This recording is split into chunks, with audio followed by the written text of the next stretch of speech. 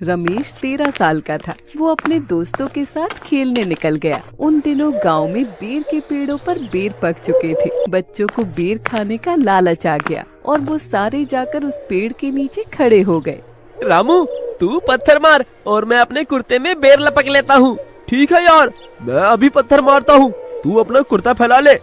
रामू ने पत्थर मारा और बेर गिरने लगे। रमेश अपने कुर्ते में बेर भरता रहा, लेकिन एक पत्थर जाकर सीधे रमेश की आंख पर लगा। रमेश चिल्लाया, मेरी आंख, मेरी आंख! अरे इसकी तो आंख में चोट लग गई। अरे इसकी तो आंख से खून आ रहा है। जल्दी भागो, वरना इसके माँ और पिताजी आकर मारेंगे हमें और पुलिस आ जाएगी। अरे भागो! सब बच्चे रमेश को ऐसी ही हालत में छोड़कर भाग गए। किसी ने सरला और विपुल को जाकर बताया कि उनका बेटा खून से लथपथ बेर के पेड़ के नीचे पड़ा है। विपुल पानी पूरी का ठेला लगाता था। अपने बेटे के बारे में ऐसा सुनकर वो अपना ठेला छोड़कर रमेश की तरफ दौड़ा। खबर मिलते ही उसकी माँ सरला भी घर से दौड़ पड़ी। रमेश, रमेश आंखें खोलो बेटा, ये क्या हुआ है? चोट कैसे लगी तुम्हें? अरे देख नहीं रहे हो कितना खून बह रहा है मेरे बच्चे का? पहले ही बहुत खून बह गया है। मेरे बच्चे को हॉस्पिटल लेकर चलो जल्दी से। वो लोग उसे अस्पताल लेकर गए तो पता चला उसकी आँख की पुतली पर चोट लगी है। डॉक्टर ने बताया, देखिए, आँख की पुतली पर चोट आई है। आँख के बचने की कोई उम्मीद नहीं है। अगर आँख की रोशनी चली गई तो इसका ऑपरेशन करवाना पड़ेगा, वो भी किसी प्राइवेट बड़े हॉस्पिटल में। और जिस बात का डर था वही हुआ। रमेश की एक आंख की रोशनी हमेशा के लिए चली गई। ये सुनते ही उन दोनों का सिर चकरा गया। बड़े प्राइवेट हॉस्पिटल में ऑपरेशन करना तो उनके लिए बहुत मुश्किल था। ना तो इतना पैसा था और ना ही उनके पास कोई जमीन जायदाद थी जिसे बेचकर वो उसका इतना महंगा इलाज करा सके। इसलिए उन्होंने सब भगवान भरोसे छोड़ दिया। हे भगवान, मेरे बच्चे ने आपका क्या बिगाड़ा था जो उसको ऐसी सजा मिली? उसके बदले मेरी दोनों आंखें ले लो, लेकिन मेरे बच्चे की आंखें ठीक कर दो भगवान। अरे सरला, तुम इतना रोओगी तो मेरे बच्चे को कौन संभालेगा? मेरे बच्चे को ये बात पता चलेगी तो वो बेचारा बिल्कुल टूट जाएगा। इसलिए खुद को संभालो और रमेश का ख्याल रखो। और हाँ, उसके सामने ऐसी बातें करने की कोई जरूरत नहीं है। बेटे की आंखों में आंसू न आए इसलिए उन्होंने खुद को पत्थर कर लिया। इधर बेटा अस्पताल में था, उधर लोगों ने विपुल के ठेले पर कोई न देखकर लोगों ने उसका सारा सामान उठा लिया और आखिर में तो कोई ठेला भी चुरा कर ले गया। विपुल पर तो जैसे बिजली ही टूट गई। कुछ दिन गुजर गए, रमेश के जख्म भर गए। सरला ने रमेश को स्कूल भेजा और स्कूल में रमेश को सब अंधा कहकर मजाक बनाने लगे। रमेश ये सब सुनकर रोने लगा और फिर कभी स्कूल नहीं गया। विपुल और सरला ने उसे बहुत समझाने की कोशिश की, लेकिन उसने एक न मानी और हमेशा के लिए स्कूल छोड़ दिया। विपुल का ठेला और सब सामान चोरी हो गया। बहुत सारे पैसे रमेश की आँख के इलाज में लग गए। चिंता के कारण वो बीमार रहने लगा। रमेश बेटा, अब तुम घर में रहकर क्या करोगे? मैं पानी पूरी का ठेला लगाऊंगा माँ।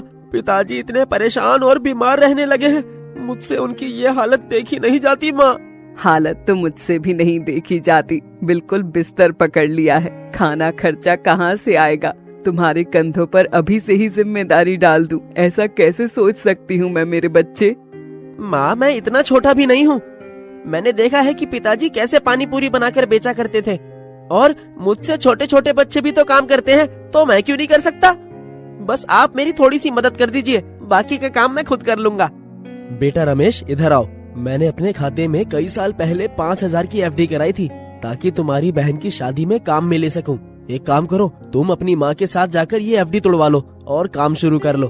भला ये पैसे अब काम नहीं आए तो फिर कब आएंगे? अगले दिन सरला ने बैंक जाकर वो एफडी तोड़वा ली और पैसे निकालकर पानी पूरी का सामान और ठेला खरीद लाए। माँ, अब देखना, मैं बिल्कुल पिताजी के जैसे पानी पूरी बनाऊंगा। उनके पुराने ग्राहक वैसा ही स्वाद ढूंढते हुए वापस हमारे पास ही आएंगे। सरला अपने बेटे की ये हिम्मत देखकर गर्व महसूस कर रही थी। वो जानती थी कि रमेश को एक आंख से ना दिखने के कारण उसको तकलीफ होगी। पिताजी, आप मुझे बताइए ना कि पानी कैसे बनाते हैं।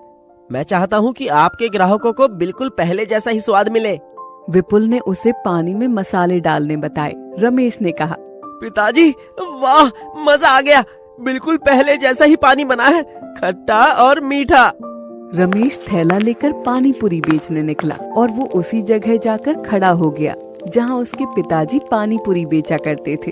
अरे भैया, वहाँ देखो, ऐसा लगता है कि उसी जगह पर कोई पानी पूरी बेचने लगा है। अरे भैया, कोई भी बेचे, जो स्वाद पहले वाले की पानी पूरी में था ना, वो किसी और में कहाँ ही हो सकता है।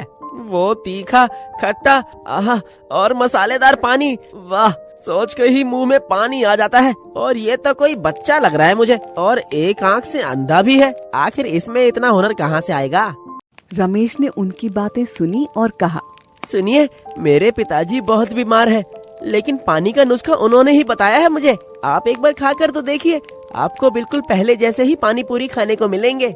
रमेश की बात सुनते ही ग्राहकों को तसल्ली मिली और वो पानी पूरी खाने लगे। लेकिन उनमें से एक ग्राहक बोला, अरे भाई, पानी तो बिल्कुल भी तीखा नहीं लग रहा, और ये अच्छा भी नहीं लग रहा है। हमें तो तीखे पानी की पानी पूरी चाहिए। रमेश ने मन में सोचा, पानी तो बिल्कुल वैसा ही बनाया है जैसा पिताजी बनाया करते थे, फिर इन लोगों को अच्छा क्यों नहीं लग रहा?